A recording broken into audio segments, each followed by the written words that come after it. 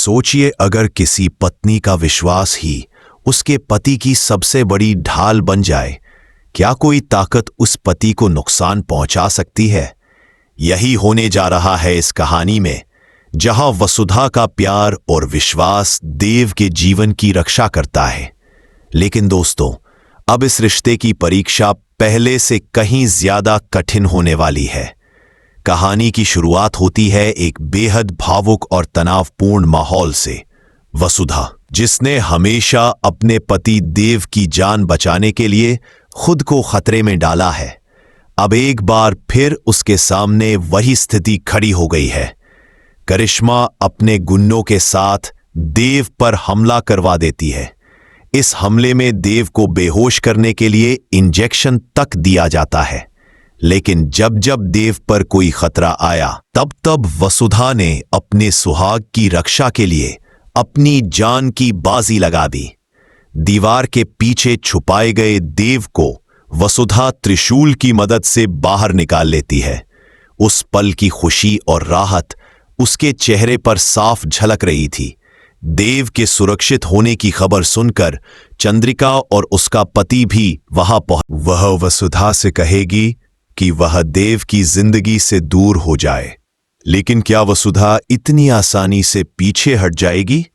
बिल्कुल नहीं, क्योंकि देव और वसुधा का रिश्ता ऊपर वाले ने जोड़ा है। देव अपनी वसुधा से बेइंतहा मोहब्बत करता है। वह उसके लिए किसी से भी लड़ सकता है, यहां तक कि चंद्रिका जैसी ताकतवर महिला से भी। लेकिन कहानी यहीं खत्म नहीं होती। देव का दिल हमेशा वसुधा के लिए धड़कता है, मगर जब बात उसकी मां यानी चंद्रिका की आती है तो वह मजबूर हो जाता है। एक बेटा अपनी मां के खिलाफ खड़ा कैसे हो सकता है? यही देव की सबसे बड़ी कमजोरी है। अब जब चंद्रिका वसुधा को जिम्मेदार ठहराएगी, देव अंदर से टूट जाएगा।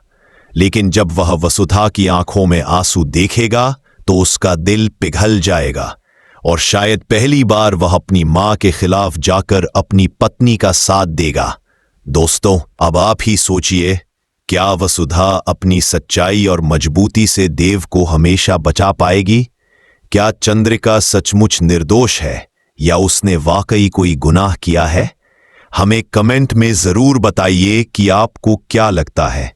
इधर वसुधा खुद को दोषी मान रही है। उसे लगता है कि अगर वह चंद्रिका की मदद कर पाती तो शायद हालात इतने बिगड़ते ही नहीं। लेकिन वसुधा जानती है कि असली सच अभी सामने नहीं आया है। किसी ने चालाकी से चंद्रिका को इस मामले में फंसाया है। देव भी अब बेचैन है। वह देखता है कि वसुधा रात दिन बस एक ही बात सोच रही है, कैसे चंद्रिका को निर्दोष साबित किया जाए। देव ने वसुधा से कहा, वसु, तुम हमेशा सबकी चिंता करती हो, लेकिन क्या तुम्हें नहीं लगता कि चंद्रिका ने वाकई कोई गुनाह किया हो? वसुधा ने शांत लेकिन दृढ़ स्वर में जवाब दिया, नहीं देव, मुझे लगता है इसमें कोई और चाल है। कोई ऐसा इंसान है जो हम सबको फंसा रहा है और असली सच छुपा रहा है। मास्क मैन का रहस्य। दोस्तों, यहां पर कहानी और भी दिलचस्प हो जाती है। करिश्मा के साथ जो नकाबपोश आदमी था, वही असली गुत्थी है। यही शख्स असली खेल बिगाड़ रहा है। यह कौन है? उसका मकसद क्या है? और वह देव को क्यों खत्म करना चाहता है? धीरे धीरे ये रहस्य खुलने लगते हैं। वसुधा को कुछ सुराग मिलते हैं जो इस नकाबपोश को बेनकाब कर सकते हैं। लेकिन रास्ता आसान नहीं है।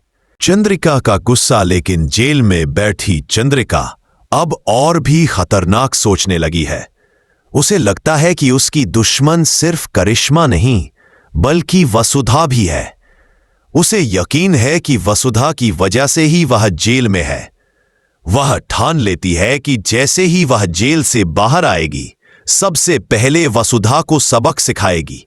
उसके मन में बदले की आग और गुस्सा दोनों है। आने वाला बड़ा मोड़। दोस्तों, अब कहानी एक ऐसे मुकाम पर पहुंच रही है जहां अच्छाई और बुराई की सीधी टक्कर होने वाली है। वसुधा सच्चाई को सामने लाने के लिए तैयार है। देव अपनी पत्नी का साथ देने के लिए हर हद पार करने को तैयार है और चंद्रिका अपने गुस्से और बदले की आग में जल रही है। आने वाले समय में हम देखेंगे कि कैसे नकाबपोश की असली पहचान सामने आएगी और कैसे वसुधा सबूत जुटाकर चंद्रिका को बचाने की कोशिश करेगी।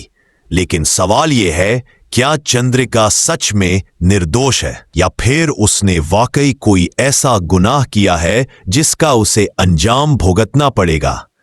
दोस्तों, अगर आपको भी लगता है कि वसुधा सच्चाई तक जरूर पहुंचेगी और चंद्रिका जेल से चंद्रिका की रिहाई की उम्मीद, चंद्रिका जेल में हर दिन बेचैन होकर इंतजार कर रही है। उसे पता है कि वसुधा उसके लिए कुछ कर रही है, लेकिन उसके मन में वसुधा के लिए गुस्सा भी है। अगर वसुधा सच में मेरी मदद करना चाहती है तो मुझे यहां क्यों छोड़ा? यही सवाल वह खुद से बार बार करती रहती है। इधर वसुधा और देव ने चंद्रिका की फाइल खंगालना शुरू कर दिया। केस में कई गवाह थे, लेकिन उन गवाहों की गवाही में विरोधाभास था। वसुधा को शक हुआ कि किसी ने सबूतों से छेड़छाड़ की है।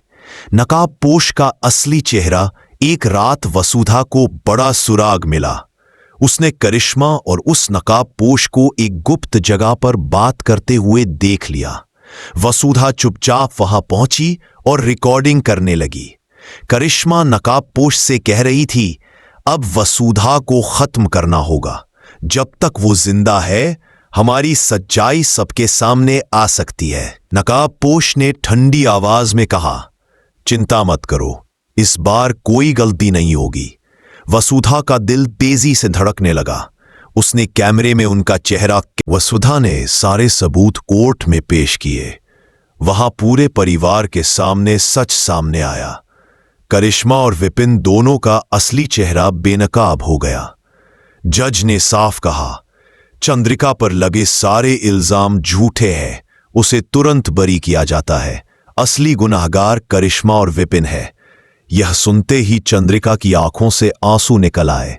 वह वसुधा को गुस्से से देख रही थी, लेकिन साथ ही उसके मन में एक अजीब सा एहसास भी था। परिवार में सुकून घर लौटते ही माहौल बदल गया। देव और वसुधा ने मिलकर घर में खुशियां लौटा दी। देव ने सबके सामने वसुधा का हाथ पकड़कर कहा, अगर वसुधा न होती तो आज मैं जिंदा भी न होता। उसने साबित कर दिया कि असली ताकत प्यार और सच्चाई में है। सारे घरवाले भावुक हो गए। वसुधा ने अपने मंगल सूत्र को छूकर कहा, यह सिर्फ गहना नहीं, बल्कि मेरे विश्वास की ताकत है। जब तक ये मेरे गले में है, देव को कुछ नहीं होगा। चंद्रिका का मन बदलना। चंद्रिका अब आजाद थी, लेकिन उसके दिल में अभी भी वसुधा के लिए कड़वाहट थी। वह अकेली बैठकर सोचती रही, मैंने हमें करिश्मा और विपिन को कोर्ट से सख्त सजा मिली। दोनों को सालों तक जेल में रहना पड़ा। करिश्मा ने जेल में बैठकर पछताया, काश मैंने वसुधा से दुश्मनी ना की होती। लेकिन अब पछताने से क्या फायदा? कहानी का संदेश, कहानी के अंत में हमें यही समझ आता है कि धोखा चाहे कितना भी बड़ा क्यों ना हो, सच्चाई हमेशा जीतती है। विश्वास और प्यार की ताकत से हर मुश्किल आसान हो सकती है। और सबसे बड़ी बात, रिश्तों को बचाने के लिए दिल से कोशिश करनी पड़ती है। देव और वसुधा की जोड़ी अब पहले से भी मजबूत हो गई। दोनों ने मिलकर यह साबित कर दिया कि जब पति पत्नी एक दूसरे का साथ निभाते हैं तो उन्हें कोई हरा नहीं सकता। दोस्तों, अगर आपको भी लगता है कि वसुधा ने सही मायने में अपने घर और रिश्तों को बचाया, तो हमें कमेंट में जरूर बताइए। और हाँ, ऐसी ही नैतिक और रोमांचक कहानियों के लिए हमारे साथ जुड़े रहना मत भूलिए।